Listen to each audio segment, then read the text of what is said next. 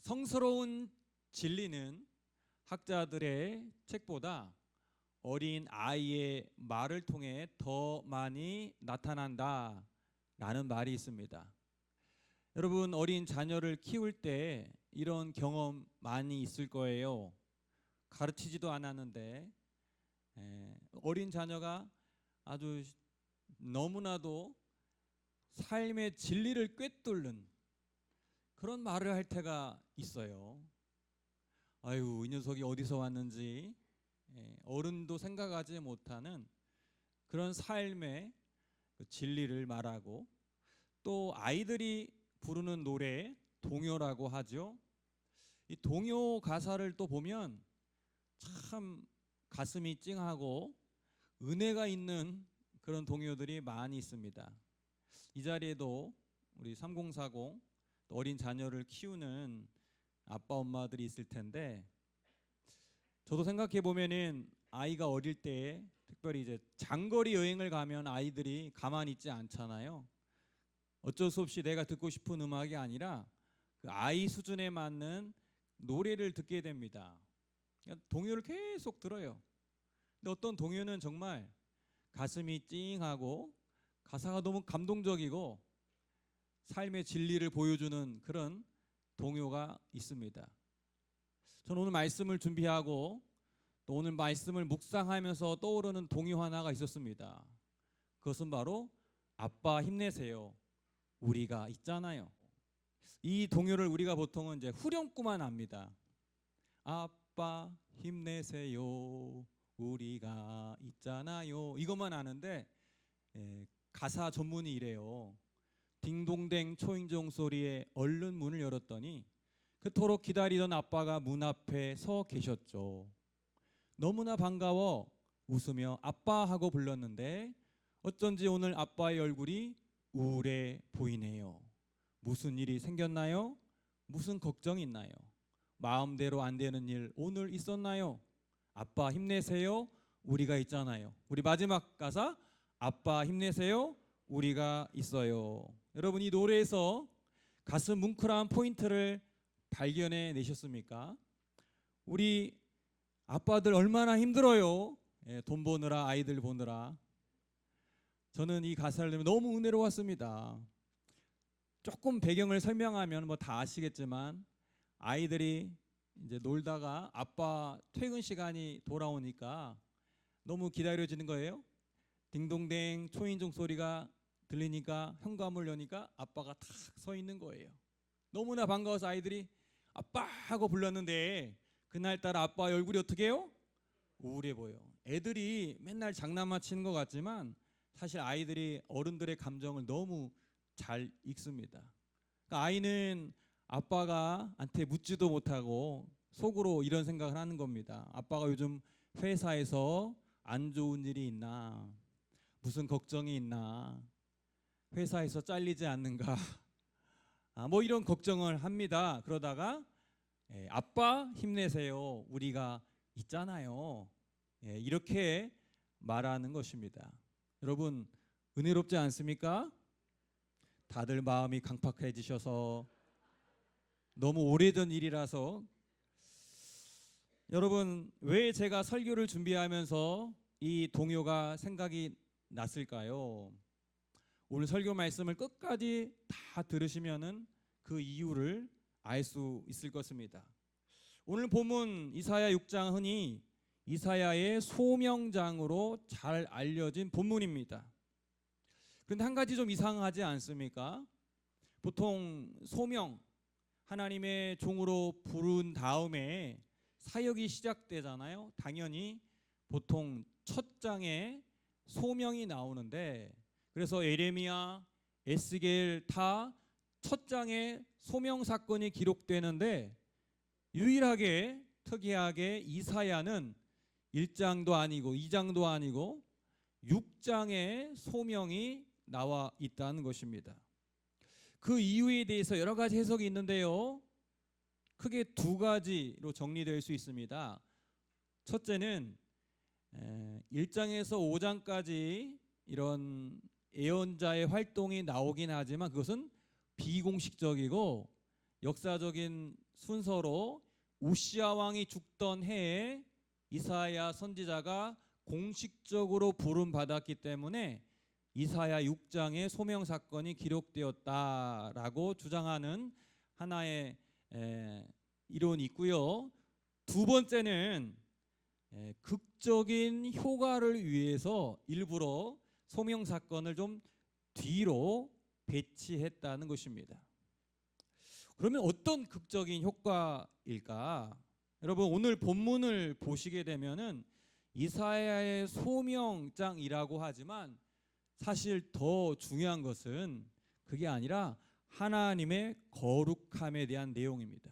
따라해 볼까요? 하나님의 거룩함, 하나님의 영광. 여러분 6장 3절 한번 같이 읽어볼까요? 시작.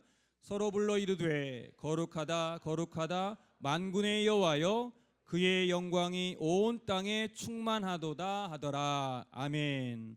앞선 1장에서 5장의 주된 내용은 대부분 이스라엘의 죄악된 모습입니다.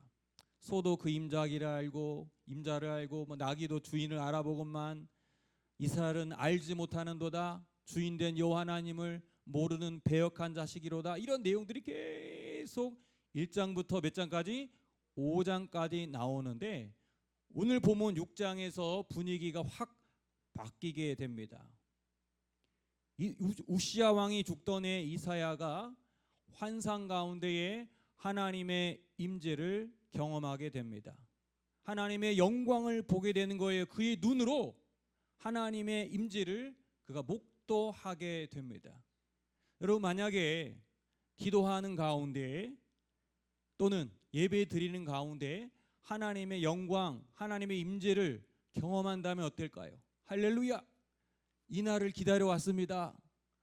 이렇게 감격하고 감사하는 마음이 있을 것 같지만 실제 오늘 말씀 보면 어때요? 그는 5절에 이런 고백을 합니다. 같이 읽어볼까요? 시작. 그때에 말하되 화로다 나여 망하게 되었도다. 나의 입술이 부정한 사람이요 나는 입술이 부정한 백성 중에 거주하면서 만군의 여호와이신 왕을 배웠음이로다 하였더라. 여러분, 하나님의 거룩함에 압도된 이사야의 첫 번째 반응이 뭐예요? 할렐루야, 아멘, 내가 이런 날을 기다렸습니다 라가 아니라 아이고 내가 망하게 되었다, 내가 죽게 되었다라는 고백입니다. 우리가 찬양을 통해 또는 기도하면서 이런 고백 많이 합니다. 하나님 얼굴 뵙기 원합니다. 하나님 은혜 베풀어 주시길 원합니다. 하나님 은총을 경험하기 원합니다. 성령 충만하기 원합니다 라고 고백하지만 그 하나님의 거룩 앞에 우리가 서게 될 때에 얼마나 우리의 모습이 부끄럽고 초라한지 이사야의 고백을 할 수밖에 없다는 거예요. 여러분 마음에 와 닿지 않을지 모르겠는데 한번 생각해 보세요. 여러분의 과거 70년을 살았든 80년을 살았든 여러분의 과거를 어떤 사람이 다 안다고 생각해 보세요. 그 사람 앞에 부끄러워서 설 수 있을까요? 여러분이 제 과거를 다 안다면 저는 이 자리에 감히 설 수 없을 거예요. 하물며 여호와 하나님, 흠도 티도 없는 하나님의 영광 앞에 우리가 설 때에 할렐루야 아멘 좋아할 게 아니라 부끄러워서 쥐구멍으로 들어가고 싶은 것이 바로 인간의 솔직한 모습이라는 거예요. 그래서 이사야가 화로다, 내가 망하게 되었도다, 내가 지금 죽게 되었도다 이렇게 고백을 할 수밖에 없는 것입니다. 하나님은 이사야에게 소명을 주시기 전에 이사야 자신의 죄를 보게 하는 거예요. 앞서 1장에서 5장까지 이스라엘의 많은 죄가 기록이 되어 있는데 그 죄가 이사야 너와 상관이 없는 게 아니야, 무관한 게 아니야. 아니, 심판의 대상의 첫 번째는 너가 될 거야 라는 하나님의 준엄한 선포라 할 수 있을 것입니다. 그가 죄를 뉘우치고 정결함을 받은 후에 선지자로 부름을 받아서 나아가는 것처럼 이스라엘 백성들도 자신들에게 곧 임할 하나님의 심판 앞에 회개함으로, 그래서 정결하게 되고 구원받아 장차 이방인을 향한 하나님의 종으로 세워지게 되리라는 것을 이사야의 소명 사건을 통해 지금 상징적으로 보여주는 겁니다. 이것을 위해 첫 장이 아닌 6장의 순서가 좀 늦게 배치되어 있다는 겁니다. 여러분, 소명, 사명이라는 말을 들으면 어떤 생각이 들어요? 보통 여러분은 하나님의 소명받은 사람입니다. 세계 선교를 위한 여러분 다 보내는 선교사로 부름받았습니다. 여러분은 소명자입니다 라고 목사님이 말씀할 때 어떤 분은 이게 부담스럽게 또는 나와 상관이 없게 느껴지는 게 사실일 거예요. 왜냐하면은 소명자, 사명자는 왠지 이제 저와 같은 목회자, 신학을 하고 해외에서 선교를 하는 분들에게만 소명자라는 것이 어울린다 생각하기 때문입니다. 그러나 여러분, 성경에서는요 특정한 사람에게만 소명자라고 말씀하지 않으십니다. 대표적으로 로마서 1장 1절 말씀 우리 같이 읽어볼까요? 예수 그리스도의 종 바울은 사도로 부르심을 받아 하나님의 복음을 위하여 택정함을 입었으니. 여러분, 이 본문은 로마 교인들에게 사도 바울이 편지를 보내면서 자기 자신을 지금 뭐하고 있어요? 소개하고 있는데 어떻게 소개해요? 예수 그리스도의 종 나 바울은 사도로 부름을 받았다는 거예요. 소명을 받았다는 거예요. 하나님의 복음을 위하여 내가 택정함을 입었으니. 근데 6절 말씀 보면 너희도 그들 중에서 예수 그리스도의 것으로 부르심을 받은 자니라. 아멘. 나만 부르심을 받은 것이 아니라 너희도, 예수 그리스도의 피로 구원받은 너도, 로마 교인 당신들도 하나님의 부름을 받은 사람입니다. 로마 교인들도 부름을 받았다면 저와 여러분도 부름을 받았고, 목회자이든 선교사가 아니든 관계없이 저와 여러분은 하나님의 부름을 받은 누구예요? 소명자이고 사명자입니다. 죽기 전에 해야 할 일이 있기 때문에 하나님이 저와 여러분을 부르신 거예요. 할렐루야. 그러면 하나님의 자녀로, 하나님의 것으로, 또 복음 안에서 하나님의 일꾼으로 부름받은 저와 여러분은 어떠한 삶을 살아야 할까? 아직도 가야 할 길이라는 책을 보면 저자인 스캇 팩이라는 사람은 30년 넘게 정신과 전문의로 많은 정신질환을 앓고 있는 사람들을 만났습니다. 그 책에 보면 많은 이제 그 환자들의 예가 나와 있습니다. 여러분, 보통 우리가 정신질환, 좀 마음이 너무 불안하고 너무 우울증이 심하고 그래서 이상적인 행동을 하는 것을 우리가 정신질환을 앓고 있는 사람이라고 하는데, 사실 뭐 저나 여러분이나 다들 조금씩 그런 게 다 있어요. 근데 이런 정신질환의 원인이 무엇인가? 거의 99% 아니 100%는 상처, 특별히 어렸을 때에 받았던 그런 상처, 특별히 부모님으로부터 받은, 예를 들어서 부모님이 뭐 물리적으로 폭력을 행사하거나 아버지가 술 마시고 매일 자녀를 두드러 패고, 엄마는 때리진 않지만 아주 막 언어로 폭력을 행하는, 또는 유기하고 방치해서 그것이 이제 어른이 되어서 나타나는 그 부정적인 그런 모습들이 이제 정신질환의 현상이라고 볼 수 있는데요. 근데 이 스캇 팩이라는 이 저자가, 그 정신과 전문의가 그동안 수십 년 동안 환자를 보면서 너무나도 이해할 수 없는 한 가지를 발견하게 됩니다. 아마 여러분도 그 공감을 하실 거예요. 예를 들어 그 책에 이런 사람이 나옵니다. 어렸을 때 태어나기를 사생아로 태어났어요. 아빠가 누구인지를 모릅니다.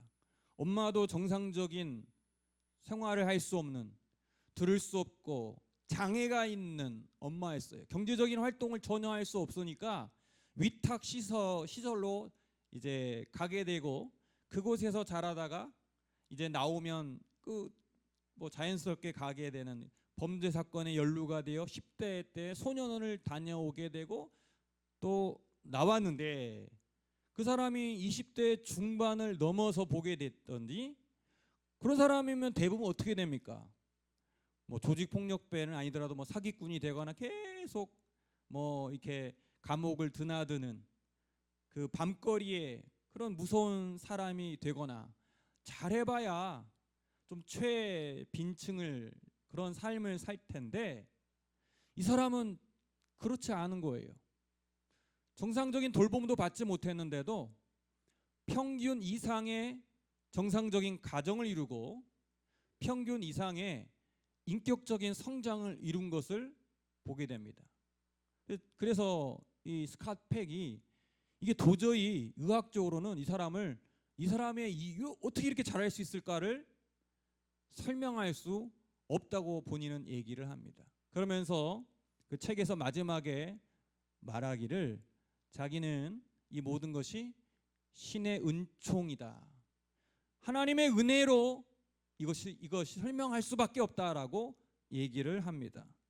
여러분, 신의 은총, 하나님의 은혜, 어메이징 그레이스라고 하죠. 하나님의 정말 놀라운 은혜를 경험하셨습니까?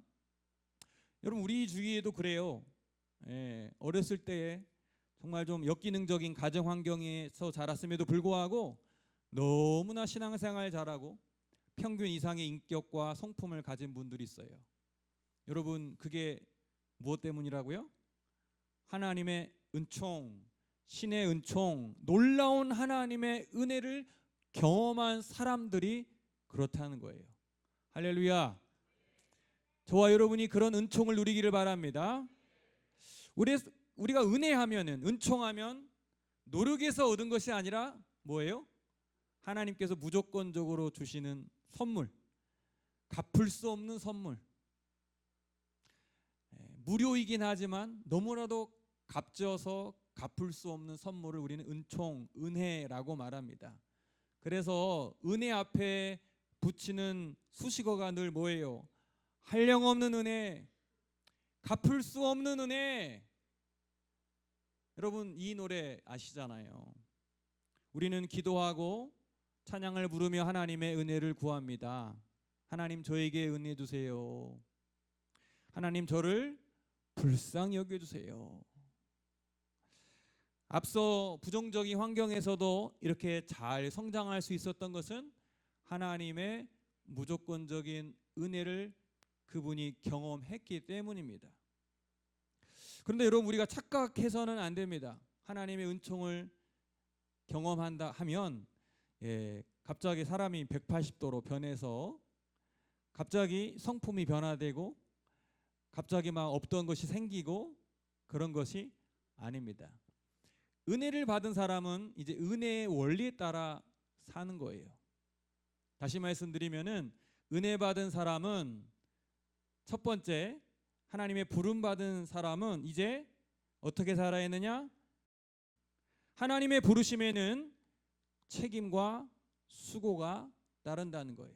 그럼 여러분 마음속에, 세상에는 공짜가 없구나, 하나님이 은혜를 주셨으니까 이제 우리에게 책임과 수고를 원하시는구나 라고 생각하면 그것은 착각이에요. 이건 기브 앤 테이크가 아닙니다. 여러분, 천국 가기를 원하시지요? 할렐루야.